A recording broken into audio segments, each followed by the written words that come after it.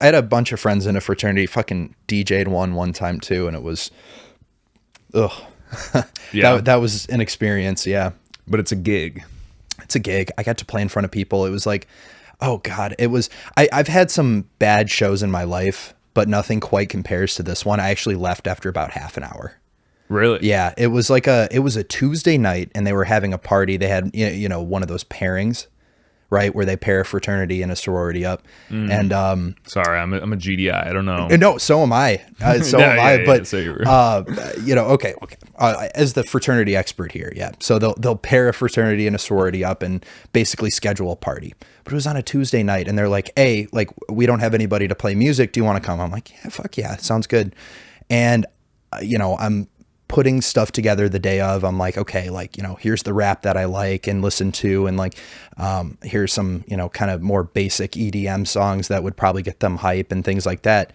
And I start playing, and within about 10 minutes, I get like 3 people up in the DJ booth, like drunkenly trying to scratch, if you've ever had that happen.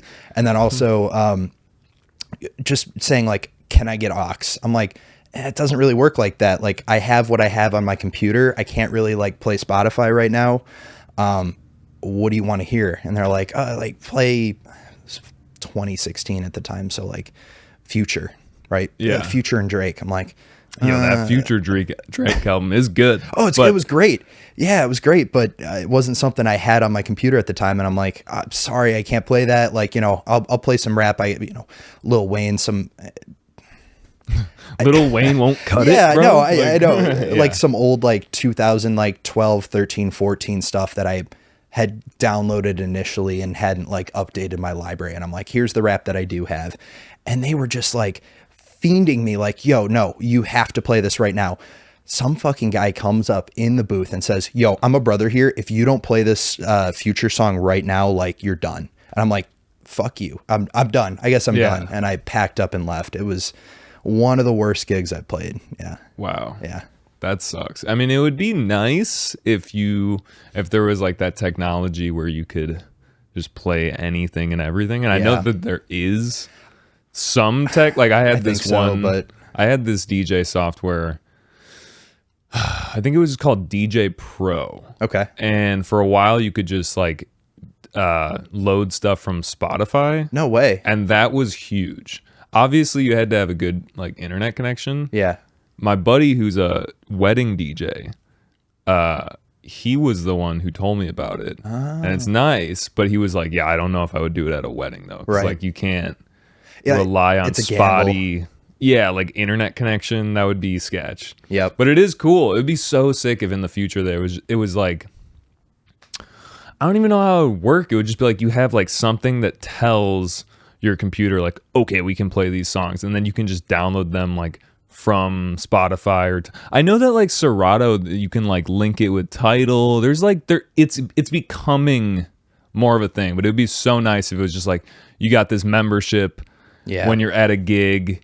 You don't have to worry, like all the songs too like have markers and you can change the markers, but they come with stuff that like standard DJs use, like the start of the song, you know what I mean, like 16 bars before the chord or whatever, the drop. Right. That would save you so much time. That would be huge if you could market something like that would have basically all the songs are pre-queued out. Mm-hmm. Yeah, that'd be and huge. then you could change them obviously because everyone's got their own unique way of mixing. Right. But and I'm sure someone's already doing it. It's like that'd be interesting because like the way that it was now is you've always had to buy the tracks that you're going to play, right? Or illegally download a terrible YouTube to MP3 version. Right. And if you could pull something off like that and then the software can register that you actually played it and the artist gets credit for it. Because I think either Beatport or no, it was Record Box has a version of that where they keep track of who plays what, and then artists get little credits here and there in mixes that get posted for whatever. I don't know exactly how it works, but that's an interesting concept. Yeah, I mean, it seems like it's always going to be kind of the Wild West unless we just got more and more away from Like even having like who puts a CD in a CDJ or you know. Well, you were telling me the wedding DJ was the one who told you about that. I mean, he had to have been the guy that was most stoked not to have to carry around fucking CDs everywhere or Yeah. yeah. Yeah, and I mean, he was telling me that like, you know, you always have an aux cord just in case. Like if the shit goes down, you have it set up. I learned my lesson after that and doing a couple like grad parties. I DJ'd the what was it? The drama department's prom. So I learned my lesson after that. Okay, always have an option to be, you know, playing requests and things like that. Yeah, for sure. Even though it's not ideal. And also at that point, why I was so pissed off, I was so in my own head of like, it was right when I was kind of really getting down with music production, and I'm like, yo, I'm a DJ, not a record player. Yeah, I'm not just on my high horse. Yeah, I get it though. I've had even like my own house parties where it's like, yeah, it's just not set up to play what you want right now. I'm sorry. Like, let me just believe in me. Right. Please. Yeah, please trust me. Trust the process. Yeah, exactly. Man, that would also be kind of a crazy thing if like there were, you know, those things you can select a song and then it adds it to the jukebox. The touch tunes, yeah, touch tunes. Like it was like that, but with but DJs would hate that. Be like, all right, the incoming song is this. Find a way to mix it in. You're like, all right, fuck. Oh my god, it's like not at all the same BPM or key. Reverb into a crossfade. Yeah, I like the delay in the same shit. You know? Yeah. Well, all right. So we talked a little bit about like a bad show. Yeah. But well, first let's let's give you a little introduction. Sure. Sounds good. My name's Mason. Everybody calls me Mase, so I kind of made that my artist and DJ name. I've been making music for about coming up on 11 years now. I got my first piece of software and MIDI instrument in freshman year of high school, and that's almost 11 years from now, so that's pretty crazy. Hell yeah. And yeah, through all those years, I've been kind of on and off, you know, taking it seriously and taking breaks, things like that. There's a moment where I dropped everything and just did it full time. I've been DJing through all that time. I still DJ, I still produce, but it's been a little bit less so.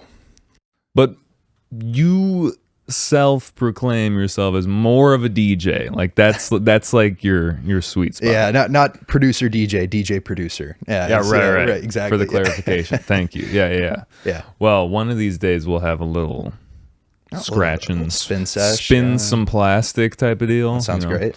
Yeah, cool. Well, we talked about a bad concert, and we're going to talk about a couple concerts here, but I just like starting out with asking a simple question, and it is, what was your first concert? First concert that I attended? That you attended? Oh, it was Deadmau5 2011 Meowington Hacks tour at the Aragon Ballroom.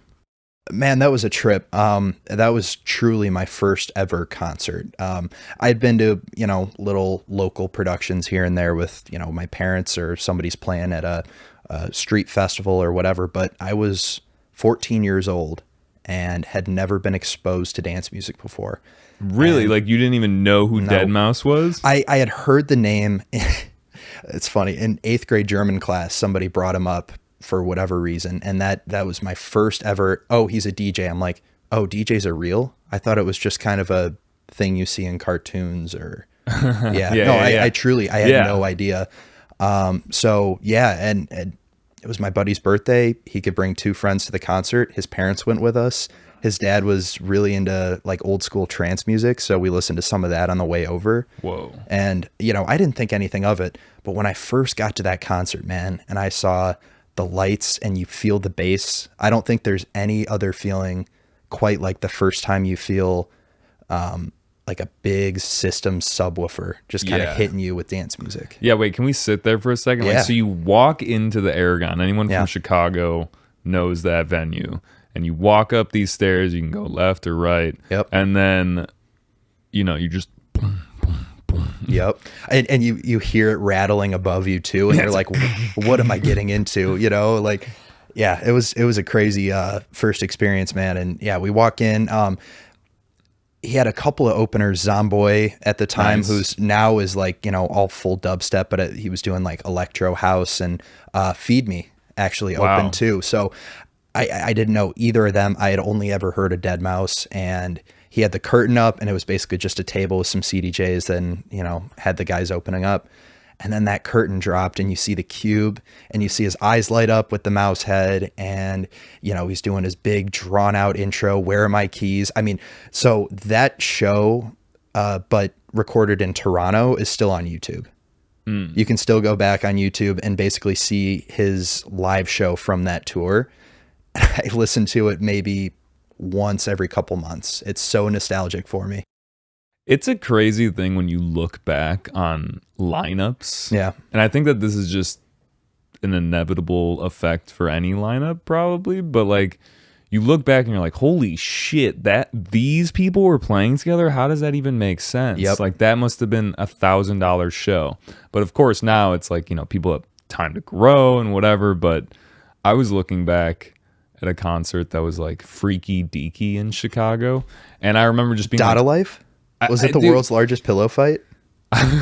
was that a thing? What It is that? was. No, so, okay, I didn't mean to cut you off No, here. I want to know. So Freaky Deaky did, this is maybe my craziest concert story. And looking back, it's not that wild, but Wait, so you were at the world's largest pillow fight? yes. Did you have to bring a pillow? No, they bought out all of the pillows, like the cheapest ones they could find, like IKEA pillows in the US. Yeah, IKEA's got some good pillows. Yeah, now. they're all right. I No. have an IKEA pillow. That's why I'm saying they have tiers of pillows. Not an ad. Yeah, so I was 16 at the time, and they announced an 18 and up show, Data Life, Aragon Ballroom. We're going to break the world record for the largest pillow fight. And they had a contest to be a volunteer and basically assist with that, right? So hand out pillows, count the number of people in a section that are, doing the pillow fight, things like that. And I entered not thinking anything of it. And I got a call back saying, "Hey, we've selected you. You and one friend can come to the show and be a volunteer. We'll give you shirts. You get to meet Data Life after the show." What? Yeah. And I was 16, and I'm like, oh, fuck, it's an 18 and up show. I don't know how I'm going to do this. Like, but we rolled the dice. I brought my friend, and we walked in before even security had set up. Oh, so you were there at like 5? Yes. Yeah. Wow. We were there early, and you get everybody coming in, like, rolling in drunk and, on something and in their costumes. Everybody's getting ready, and we're just like standing like right in front of the stage, like in front of the barricades, just like adrenaline pumping, ready to go. And we pass out all these pillows. They do the pillow fight. We broke the record that night. So Nice. yeah, that was my little claim to fame. Hell yeah. That's awesome. So then afterwards you got to like chill with Data Life or Yep. meet and greet, whatever that entails. Yep. That's cool. Do a little selfie at the time, right? It was 2012, I think. So, yeah, Data little Life selfie, really like, I don't know if they're still having a moment, but they definitely had a moment. Mm-hmm. And they were always very quirky. Like even Sausage Fattener, if you like, no, this is the podcast for producers. So they know, yeah, bro. They know, yeah. But some people still use Sausage Fattener. I know it's like kind of I still use frowned Sausage upon, Fattener. but Yeah. like if you can get that shit sausagey, like Yeah. people like that sound. It's got 3 knobs, and one of them is volume, right? Yeah. You got the fatten and the color are the 2 that you really use. And I actually put a skin on it. It's the Carnage fattener now. Oh, really? You Yeah. can do that? Did you ever see the tutorial that Carnage did for how he like makes his tracks? Oh, it's really funny. So he's just on FL Studio. He throws an 808 in a track, and he is just trying to talk people through his process. And he goes, not really sure what this does, but it just makes it very, very way more louder. So Yeah. they made a skin for him.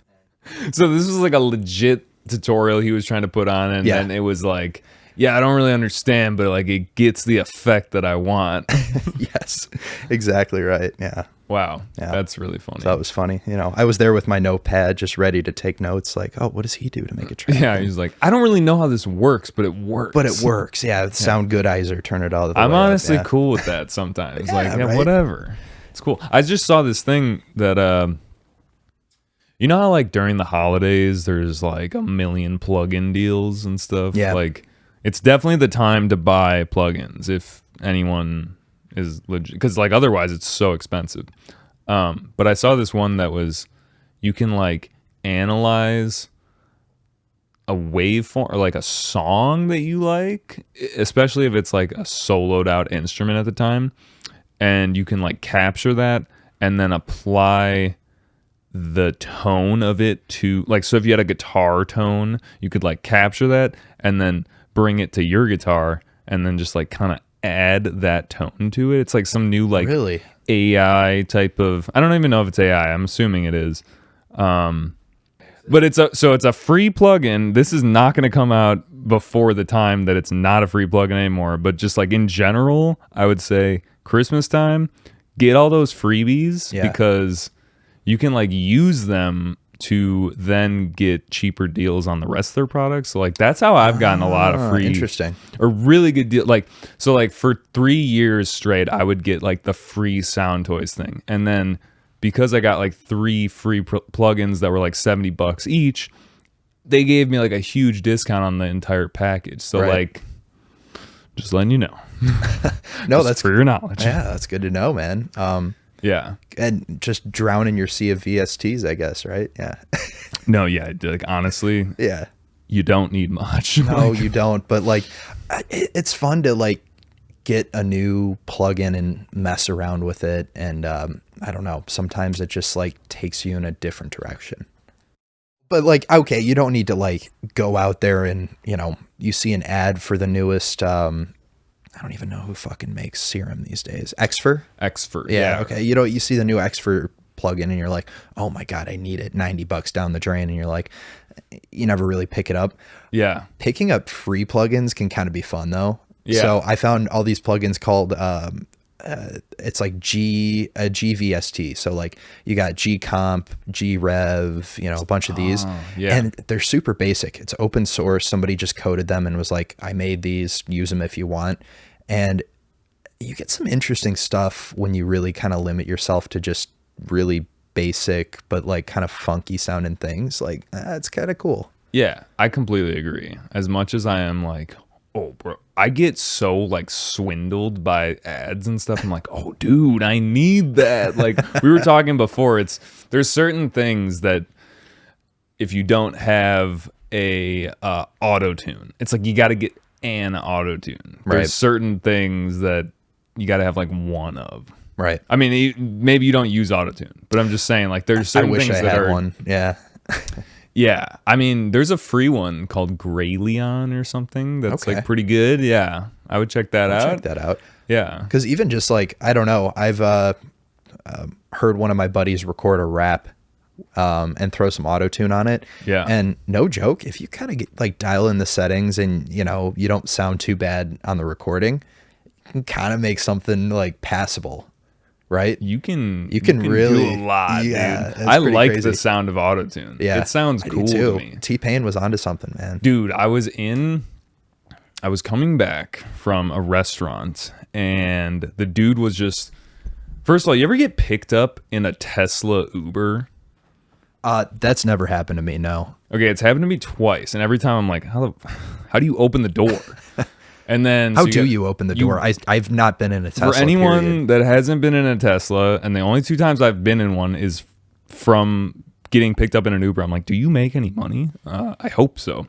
But like, you push it in, and then it like comes out, and then you pull it.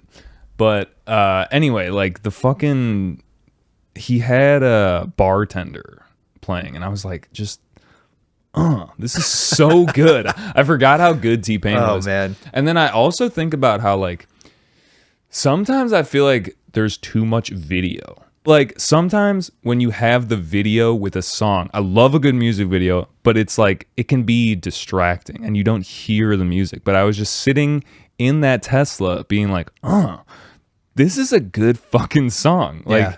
But I feel like if I watch the video, I'd be like, oh, yeah, it's T-Pain. Like, I'd be thinking about... It's too much stimulation. Right.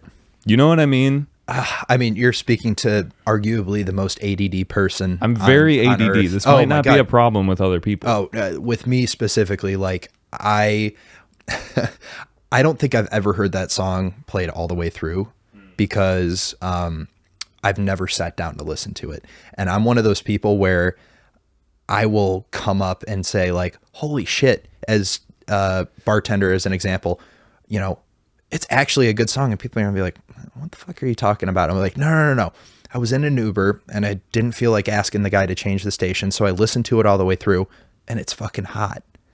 No, for a minute there, I thought that the yeah. driver was T-Pain because like he continued to play T-Pain songs that like I didn't Right. know, and I was like, "Whoa, T-Pain's fucking good!" No, like he's I good, really, man. He I got it forgot. figured out. Yeah. I watched the Hot Ones with him, and he was talking about like how ghosts live in his house. I'm like, dude, you're fucking wild, bro. But yeah, anyway. That's a pipe dream right there, is to get on Hot Ones. Hot Ones is fun. I mean, I would love to like be able to do something like that. That's such a great concept. Yeah. I wouldn't want to like really have to eat the wings. No. I mean, I like spicy food, but like last night got Chipotle. Normally don't get the hot sauce. Got the hot sauce. You know, it does GI it issues, does yeah. like it does more to your system Yeah, that yeah, I don't need. I like the flavor. It like clears out the sinuses, but I would be a disaster on that show because I get the hiccups if something's way too hot. oh really? Oh, yeah. I know that other people have had that issue. Yeah, I tried doing the blazing wings with my buddies at Buffalo Wild Wings, and I mean, one bite and I'm just nonstop hiccups. Really? Yeah, I'm a mess. I'm sweating. I'm literally dripping all over myself, and I love spicy food, so it's just, yeah. One time I bit into a habanero, just like straight up, like, and that was probably the hottest thing that I've ever eaten because it was just like the seeds have Yeah. so much of that spice in it. Right. What is it? Scoville units? Yeah, like Scoville. It's the capsaicin. capsaicin. Yeah. And dude, I literally like walked. Actually, this is funny because we grew up in the same neighborhood, basically. Shout out. Throw your W's up, man. Yeah, dude. Wait, was it Wilmette? Yeah. Fuck it. Oh yeah, no. Yeah. You lived right down the street dude. from me. I'm from Chicago. Man. Yeah. Yeah. I've been here for 10 years. No. But I was going to say that happened at this restaurant called Little Ricky's, which is in Winnetka. And I remember this dude came in used and to was work like, there. Dude, you used to work at Little Ricky's? Dude, yeah. What the fuck? Did we just become best friends? Dude, I guess so. Yeah. Did you work in the carryout? So I worked carry out a couple times. I was more at Trifecta and O'Neill's. So like I didn't do as much at Little Ricky's. I did a couple nights there, but for the most part, I was at the sister restaurants. Yeah, That's so funny, It's all dude. closed down now. Yeah, Every one of those restaurants is closed? and you know who came in was Inda, the head chef from Ricky's, opened up his own place called Little Honeycomb. The same spot. Really? Yeah, same spot. Honeycomb. Almost the same menu too. It's very similar. Yeah, I mean, the food wasn't like fantastic, but I liked it. I mean, it was fine. It was like good bar food. Wait, basically. so is that where you had your habanero? Was somebody? Yeah, made you some eat one dude there? came in. He was like, "Bro, like I got these," and I was like, "All right, I'll give it a shot." I know who gave it to you. You know who I'm talking about? Is that like a thing he because does? He gave it to us too at Trifecta. Yes, he wore glasses. He had thinning gray hair with a ponytail. Bro, I can't even picture him. I just know he's like I'll show you a white. picture after this. I know exactly who gave it to you. That's so funny. Yeah. That is so random Yeah. that we had this same experience. But what happened? I mean, you. Just, I mean, no, you I like, died. okay, so I yeah. went out into the back alley and I just opened my mouth and like it was just so much salivation that it was like a waterfall coming from my mouth. I mean, it wasn't like that intense. It was more like when a cave is like dripping and it's it wasn't like I was like vomiting or anything. Right. And then there was no vomit. It was just all saliva. It was just, I've never experienced that where your body is like, No. what is happening? Your body goes into like fight or flight. Yeah, it's Yeah. that happened to me with the one chip challenge. Yeah, you The know, Pocky? yeah, Or, yeah. exactly. Yeah, I ate that thing and I made it a minute and a half before I started chugging milk, and you know, I had a buddy who was just next to me like, it's not that bad. Yeah. talking about it. Some people can the just worst deal. thing. Yeah. I don't know how. Yeah. I think it's mental somewhat, but Like my heart's racing. I get the hiccups. I'm like, oh my God. Like, I'm just trying to cling to life here. yeah. Whatever. This kind of opens up a door that you're like the only person I could ask this question to, Go for it. basically. Yeah. And it's like, so we went to the same high school, and I feel like there's not weirdly, but there's a lot of like successful EDM type people that come from the area that we grew up in. And like, obviously there's a lot of money in that area. I feel like my family wasn't that well off, but somehow we got in. Right. but like, it's just funny. Like Louis the Child, huge. Yep. Went to our high school. Jaws, like Jauz. I'm pretty sure. Did he really? I think it was the same high school or like a high school around the area. Near us, yeah. Like Fall I Out did not know Boy. that. Fall Out Boy for sure. K-Flay. I don't know that. She sang on a Louis the Child song. Oh, actually. yeah. Yeah. She was. Well, that makes sense. Yeah. And then, like, is there anyone like? I feel like those names though are pretty big. Just out of my grade, yeah, we had Robbie from Louis the Child. He was actually the guy I took to the Dada Life show. Really? Yeah. Yeah, That's so crazy. that was pretty wild, man. I mean, we were friends, but we weren't like hanging out every weekend. But you knew that he was like into that? Yeah. I remember, man, freshman year, he was playing his mixes. He had a Hercules RMX, if you remember what that is. It's a DJ controller, maybe about yay big, small, and then the jog wheels are about that big. And he was making mashups on that, and he would play them during our gym class, kind of promoting his solo project. They like let him do that? Was that like a senior project? No. This was freshman year, man. This was shit. early. So Louis the Child got together my freshman year when Freddie was in 8th grade. So it was kind of crazy seeing them come up while, you're going to school with them. And obviously it was, a slow, steady build at first. And then, and then it just fucking. I mean, they were already on tour when Freddie was in high school, and he was deciding whether to go to college or just do music full time. So, but no, I don't know what it is about where we grew up. It is just like a wild thing. Like I saw them play some show and I was like, oh, these guys are cool. And then it was just like it exploded. Absolutely took off, man. And that was the craziest thing. My senior year, instead of doing Turnabout, one of the school dances, when the girls asked the guys, right? I don't know what else. Honestly, it would be called, like but great.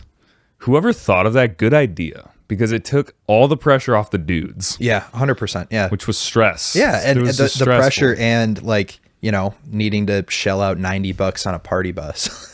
Right. Like for like homecoming or prom or whatever. Yeah. But no, man, that was crazy. Senior year, we decided to just skip. Maybe didn't get asked. Maybe just decided to skip. Doesn't matter at this point, Yeah. We went to Navy Pier for the only year they did this festival called Snow Globe. Yes, Bro. Yes. This is so funny. Okay, yeah, I got there. So this dude that I met at Columbia College Chicago, he like got me in on like promoting it. So I would put up flyers. The street team or whatever it was. The street team. So like I put up so many flyers and like took pictures of them, and then they were like, yeah, you're good to go. And I was like, all right, cool. Can we talk about how much of a shit show that show was? Because we were 17 turning 18 at the time. Fucking underage as shit. We got in for free because Louis the Child was playing it. I was at that set. Yeah. Yeah, and in the big it wasn't the big ballroom, it was one of the smaller upstairs ones. Yeah, no, that area I had never been to in Navy Pier. Yeah. And we were 17 turning 18, and since they got us on the list, without an ID check, we got into their full VIP open bar area, and like it was that was one of the nuttier shows. Yeah, no, it was like it was so funny, and we're like, yeah, we made the right choice not going to the dance, but actually seeing, all right, this is a weird flex, but okay. Played the first ever Louis the Child show. It was me playing, and then they played together at the Winnetka Youth Organization, the Winnetka Yo. Okay, You ever I heard know of that? what that Yeah, is. the Yes. little basement, man. It was pretty funny. And then, you know, just not even a year or like 2 or 3 years later, you see them up on the stage with like 150, 200 people dancing to them that know the words to like a song they're playing. I'm like, holy shit. Like, Yeah. this is crazy. It's Yeah. pretty wild. They had a good little. I remember thinking specifically to myself, these guys, they're pretty good. Yeah. I was like, because I knew of them, they were on my radar. And dude, yeah, that Snow Globe Festival. And then who headlined? It was like Moby It was or something. Moby, RJD2, yeah. Trippy Turtle, and a couple of locals. Right. Yeah, it was Trippy Turtle, bro. Yeah. That's a throwback. Isn't Lido. that- Yeah. Yeah, I was gonna say, isn't that like a side project? Yeah. That's actually this right here. That's my Really? tattoo is Lido's album Everything here. He's one of my top like tier producers. Yeah. Is Lido still doing stuff? Because I'm not. Yes, like He is, you know, I wouldn't be able to tell you if he's put out solo music in a while, but Yeah. he's big into producing for like pop musicians, Ariana that Grande. makes sense. Yeah. Yeah, once you start doing that, it's like, Right. why That's, not? yeah, I'm going to make, you know, an eighth of what I would make if I just, you know, make an album for her. So yeah, Yeah, absolutely. I've seen Moby so many random times, or like RJD2, like Sure. he played at Wicker Park Street Fest one time. Yep. That was sick. He had like 8 decks on stage. He had like 8 turntables going, and he was going back and forth between 2 mixers and like 8 turntables. Really? I was was wild. like, those festivals are always cool because they're free. Yeah. If you're in Chicago, Wicker Park Fest is And it's not really slept on, but like it's good. yeah. And Westfest too. That's another good one. Westfest is good. Yeah, pretty much every year. Derek Carter's going to play that, so you're going to get okay. some real Chicago house music, music. for free. Yeah, Hell yeah. That But does there's sound so sweet. many little good little pockets of like we were just talking about summer festivals, but you know, there's just so much good stuff to go to. Feel very fortunate for that. Yeah, oh, absolutely. But like, it's almost easy to drown in all of that though, because there's so much to go to. It's hard to, you know, pick your battles. And as an adult, like, I don't even have time to go to all these. I wish I did. Yeah, I wish I did too. I think I was thinking about that the other day. I was just like, even just on the concept of time, like I'm like, oh, I need to like call all my friends more. Just like get on a phone call and just like pick their brain and talk to them about random shit and just listen Yeah. to what's going on in their lives. And I'm just like, bro, I can't even do that. Like I wish I could. I don't know. I've been into like voice messages more Oh, sure. just because you know, it's got a little bit more of a personal Yeah, touch absolutely. to it. But obviously, like coordinating dates and stuff, you want to just have a text message that says, hey, we're meeting up Right. this day, this time. Right. Anyway, huge tangent here.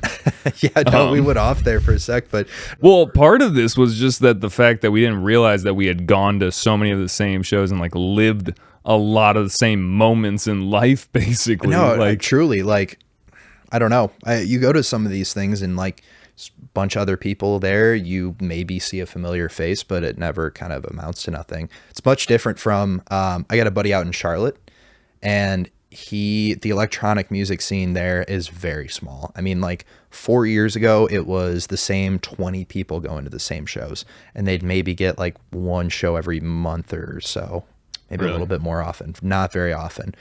And now it's kind of exploding. It's like you see the same faces at the shows that you go to, and you kind of create a community. But out here in Chicago, it's hard to do that because, like, I don't know, you could probably find 3 or 4 different experimental trap shows on any given week, or you could find like 2 reggae shows or like 20 different house music shows. You know what I mean? There's so much. No, so there's a many lot. parties, I've like, been yeah. I've been going to these shows in the South Side that it's like sound system culture where they've built their own system. Like it's like a, you know, a whole what's the word, like created by them, like customized rig, and they have their own amps. It's not like you just go to Guitar Center and buy like Wow. JBL whatever and stack them up. It's like Yeah. specific different speakers for like specific different ranges, and you can like customize it. It's really cool. Okay.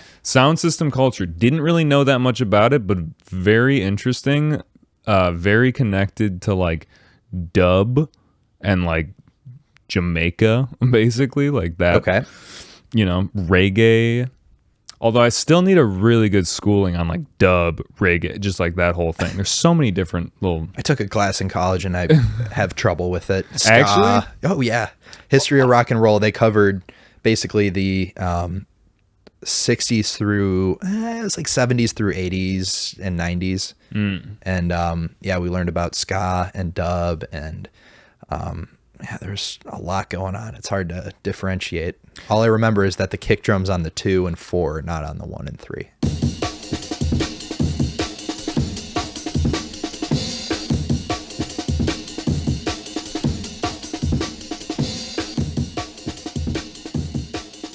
I feel like since we already talked about how we're both kind of ADD, this is the way that I try to think of it as a way for working for me. And it's like a centrifugal force type of thing. Like if production is like the home base, you kind of move around it, but you got to just like keep moving and then you like build up this force. You just got to find a way to like find that next step because when you don't have that next step, you're just like, ugh, I feel trapped. Like I don't know what to do. And the issue for me was, man, when I made, after seeing a show, I made a commitment to myself that this was what I was going to do at whatever cost and, you know, at whatever level I end up. This is something that's a part of me that I'm not going to lose. Right. And that's being in the dance music industry, whatever that looks like. And I put that, you know, extremely high pressure on myself to try and just pump out all these great tracks that like, you know, okay, what's going to be, you know, the most listened to, what's going to be popular, you know, what am I looking for? What am I trying to find my sound? Balance all these little external factors onto itself. And I got burnt out at the, like truly, you know, after doing it for hours and hours a day, every day for months, I just burned myself out. And exactly to your point, it took a while, but once I realized like there are adjacent parts to producing music, like DJing or maybe using yourself as a position in like a group of musicians, right? I'm working with 2 of my buddies who play guitar, bass, keyboard, and you know, they've never picked up Ableton before. And I'm the guy who can come in and be like, oh, yo, like, let me throw some drum loops down. Let me throw a synthesizer up with a couple patches. And they're like, oh, that's cool. Like, yeah, you find ways to enjoy it again, which is key.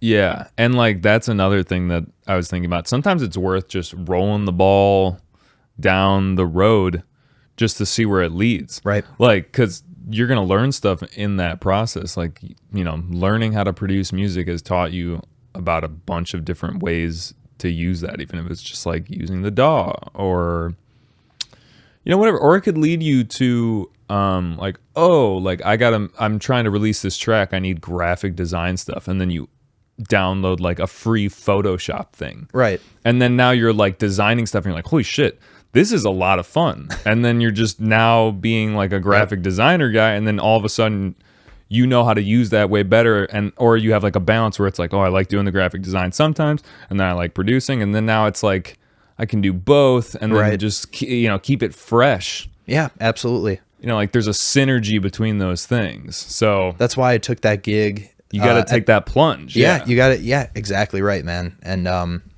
you know, just whatever you do, just try and stay in it at whatever possible, even if it's like, you know, you don't pick up Ableton for 8 months at a time. It's like that piece is always still with you, though.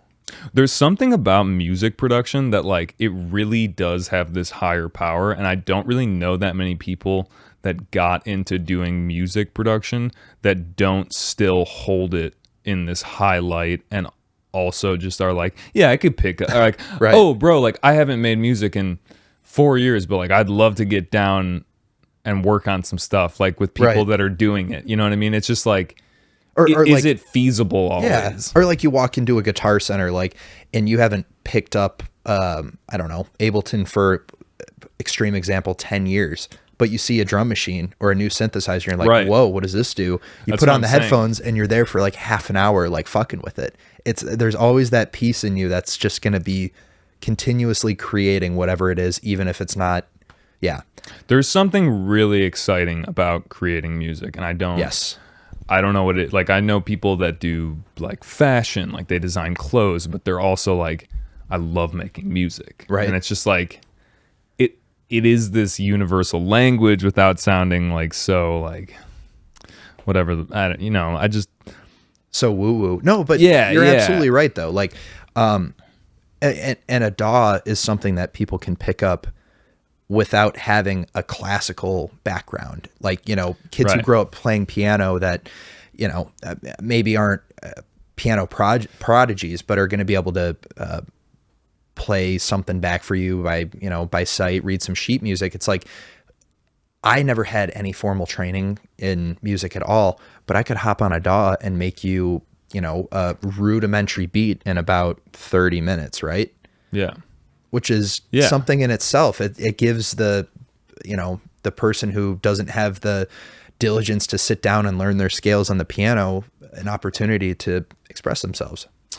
Dude, for sure. I mean, it's just everyone's got their skill set. Like I listened to this classical pianist who is so talented in ways that I will never be. But they don't know anything about 303 acid sounds. Like, right. so there's a whole piece of the music picture that's just not there for them. And I think that, playing classical piano is way fucking more difficult than programming 100%. an acid loop. But imagine if you brought those together. There's just so much space to I just for fun go on Splice and we'll grab loops of stuff and then transpose them or whatever. Do minimal stuff.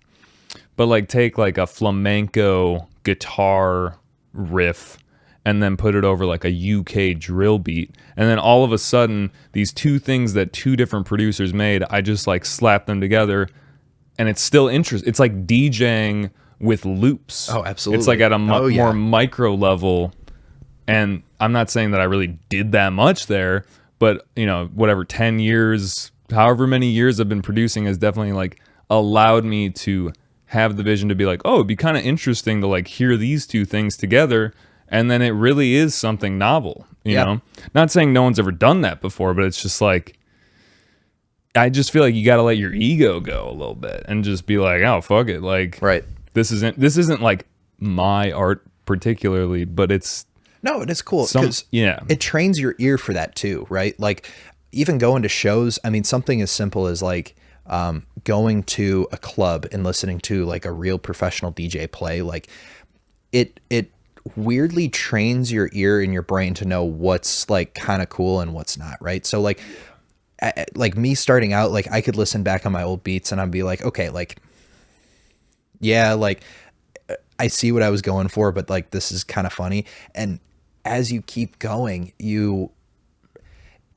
even as your stuff gets weirder and weirder, it starts to get a little bit more cohesive, right? It starts to make sense a little bit more. And you kind of pick up on these little things that I don't know. For me, if I go to a concert and I hear a bad DJ, I know. Right? What's the tall tale sign? They just fuck up a mix. The kick drum's slightly off and you're wait a minute. Luckily that doesn't happen as often. There have been some shows where I've heard that even top tier Ibiza DJs who are playing weekly residencies are fucking up because maybe they're too hammered or it's their third show of the night and they're just fucking exhausted or whatever it is. But no, for me, it's it's all about crowd energy when you're DJing, man. You gotta if you're gonna curate a vibe, you gotta really know what you're doing in that sense. You can plan. If you're Tiesto, you know what you're gonna play, and you're gonna mix your tunes at the right time, and it's gonna be a great show for everybody who goes there and loves Tiesto music. But I think what makes a really great DJ and what sets a great DJ and just an okay DJ apart is their ability to choose the next song that they're going to be playing. It's less the technical skills. It's more just about curating the vibe and, latching the crowd onto what you're doing, right? So when you hear a bad DJ, you're like, okay, you just went from, you know, some really groovy, you know, tribal house song over to like, I don't know, no shame against John Summit. I love the guy, but like a John Summit song, it's like, you know, where are you going? You're kind of losing people. You're trying to figure it out on the fly, that kind of thing. Yeah. No, I'm actually more curious about this because it's like sometimes, you know, like you'll be DJing and like focusing so much on the technical stuff that you're not even looking up. Right. And I feel like that's another thing, like coming from someone who, you know, has DJed a lot more shows than I have, like, is that ability to connect with the crowd, just being on top of like, and knowing what you're going to play. Like, how often are you playing stuff where you're just like, I don't even know what I'm going to play. I'm just going to go through my library,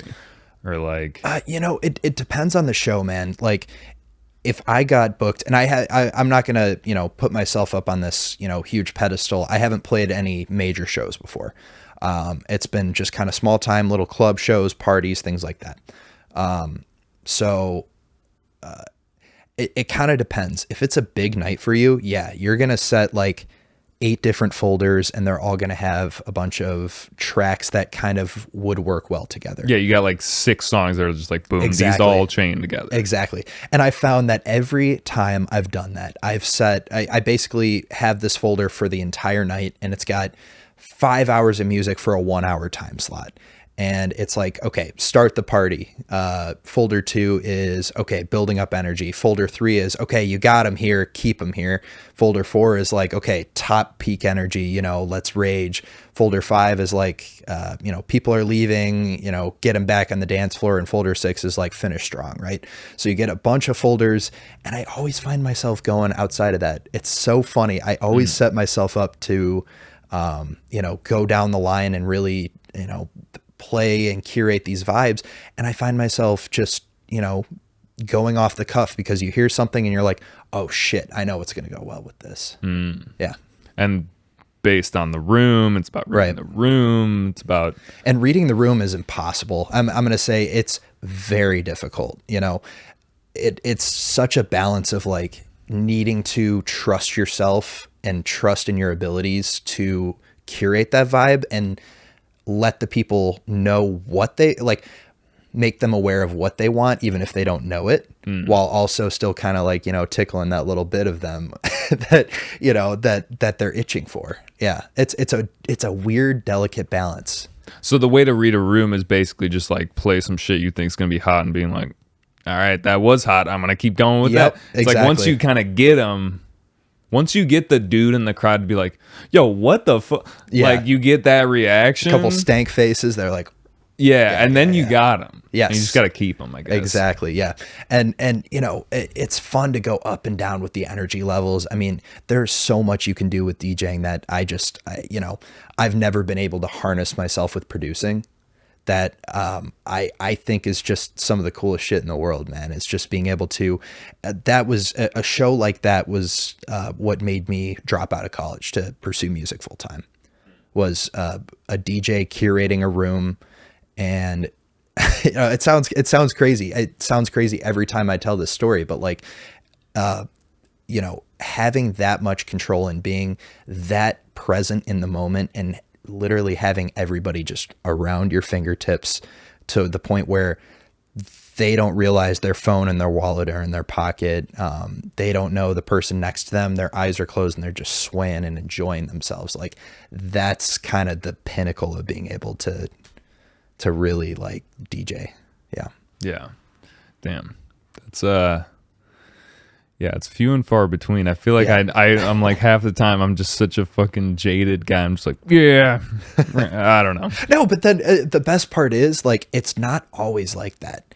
So like, like imagine you're, I don't know, if we all were playing at Kai's garage, right. And just showing each other tracks, like, that would be so much fun, honestly. Yeah. Oh, 100%. And we're going to do that. But, like, the moments are different there. You don't really have that kind of crowd where you're like, you know, okay, I'm in control of everything. They're completely encapsulated. It's like, oh no, like I want to get some reactions, you know, I want to show the boys, you know, like I want the boys to be going up and taking pictures of the screen to get the ID. Also, I feel like another aspect for me, at least, maybe going back to this ADD aspect, is that, variety is the spice of life. Like, I've gone to techno shows that are, exclusively techno, and I'm like, man, I wish they played like a little bit of something else. Or like after that techno show, I'm like, all right, I've had my fill of techno. Like, I can't listen to that the next day. Right. Or like I went to a drum and bass show the other day, and it was like straight up drum and bass the whole time. I was like, we could have thrown a couple different type of break beats in there to like spice it up.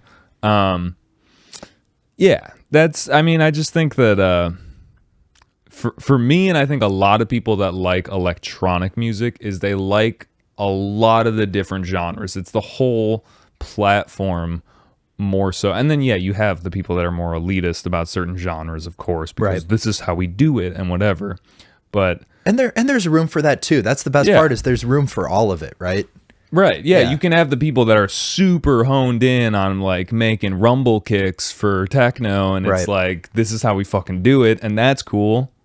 But also there's some cool shit where it's like you're mixing together all these different genres. Right. So, and at the end of the day, man, it's like every party's different. Every crowd is different. You could be playing the best fucking set of your life and people couldn't give a shit. Yeah. That's true. Yeah. Somebody's like, I really did good, but no one cared. Yeah. Oh, no, exactly. And you know what?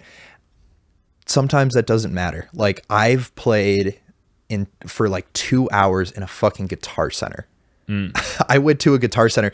I had a club gig coming up, and they had... you got to go to Guitar Center before the club gig to test the stuff that test you're going the to use. J's. Yeah, exactly. Yeah, and make sure your USB is going to work and all that. I did that the other day. Yeah. Yes. I'm glad to know I'm not the only one that's done that. No, because you start getting into like, oh shit, is my USB formatted for the right thing? Is it going to work? Is it like same firmware? Like, did I have a problem exporting? Like, whatever it is. Right. So I played like 2 hours at a fucking Guitar Center, and I had like one of the better fucking sets, and I just walked out of there on such a high, and I'm like, nobody fucking heard that. And you know what? That's okay.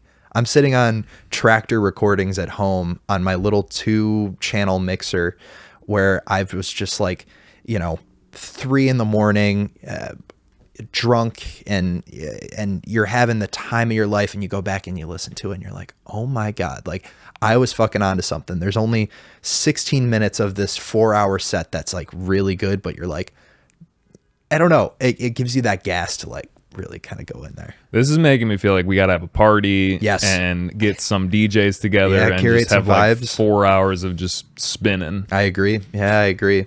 Hell yeah. All right, man. Well, we've been going for a second. I want to ask you a little wrap-up question, sure, and then we will wrap this up.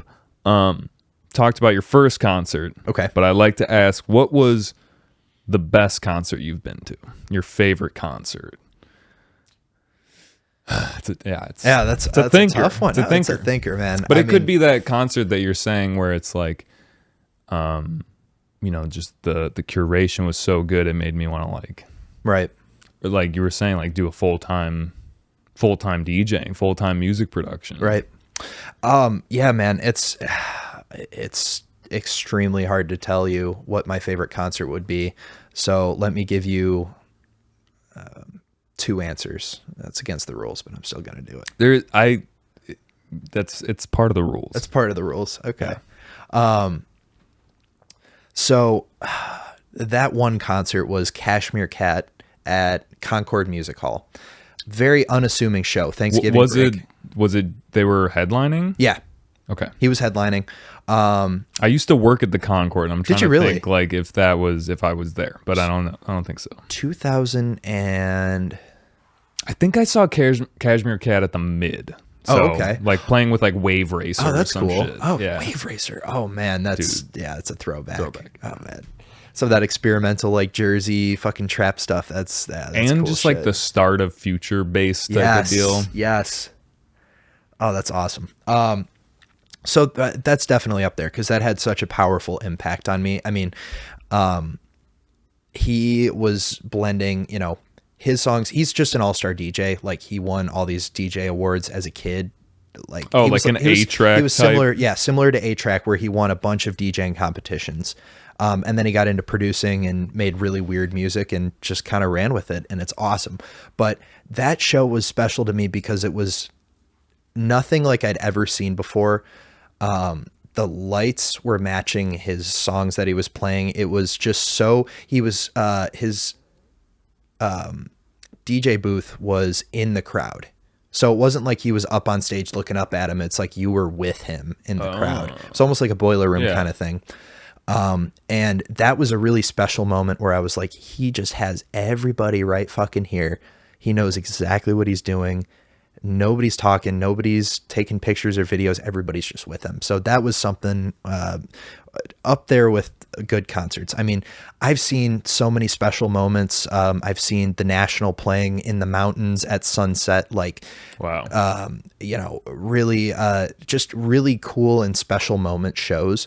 But the moment where I was like, okay, house music is always going to be my thing. It's always going to be in there. It's always going to be a part of me, was Jamie Jones. I go to Movement Detroit every year. I want to go. Let's go you're next coming year. next year. Yeah. We go every year. It's amazing. Jamie Jones closed out a stage. Everybody was off seeing Carl Cox and somebody else on another stage, like Diplo. They always bring in some random guy, but it's, and I was there with maybe 200 other people at Jamie Jones, plenty of room to dance. This man had me on his fucking string. I was his puppet.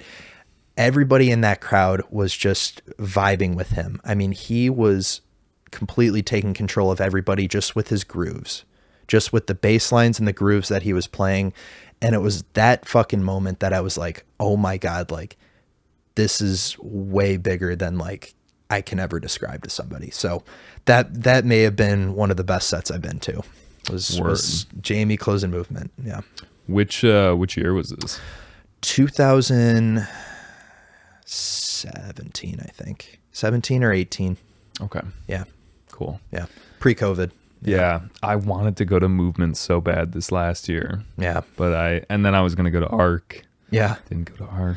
I just had we'll get you Arc, out. I mean, some of them were expensive, but Movement, let's do it 100%. We got to make like a pact. I mean, if you're already going, if I can tag along. The second they release tickets, I'm like, I get it. Like it's the three of us do it every year. It's without even coordinating. It's like, you're going? We're going. Like, yeah, we're going. Detroit's cheap, man. The festival's cheap. It's great. Yeah. Hell yeah. Yeah, we'll take you with. That'll be a good time. I like cheap. Cheap is good, but also I know it's quality. There's like the lineup always looks just really interesting. Also, a lot of people that I don't know, so would be very interested in that as well. And another cool thing, they have a Sweetwater tent there, where they show all of their new like DJ gear and shit? synthesizers, and they just you can walk in with a fucking USB and throw down a set. Like, oh shit, yeah, it's cool, man. And they, all the synthesizers, like, I'm amazed they leave it open to festival goers. But yeah, like, oh, sorry, my beer. Yeah, no, literally though. Yeah. So no, it's cool, man. And Detroit being the influential city it was for techno, like, it's pretty special. So we'll get you out there. We're writing it down in the books. Well, Excellent. dude, thank you for doing this, man. This was a blast. This was awesome. Yeah. All right, guys. Well, anyone like any shout outs, any quick plugs? No plugs? No plugs. If you, I don't know, support your local DJs, support your local producers, listen to the podcast. There's a lot more coming from this guy. He's onto something good. And, you ought to be checked in when some of the stuff coming up is coming out. So hell yeah. Appreciate you, bro. Yeah. All right. Later.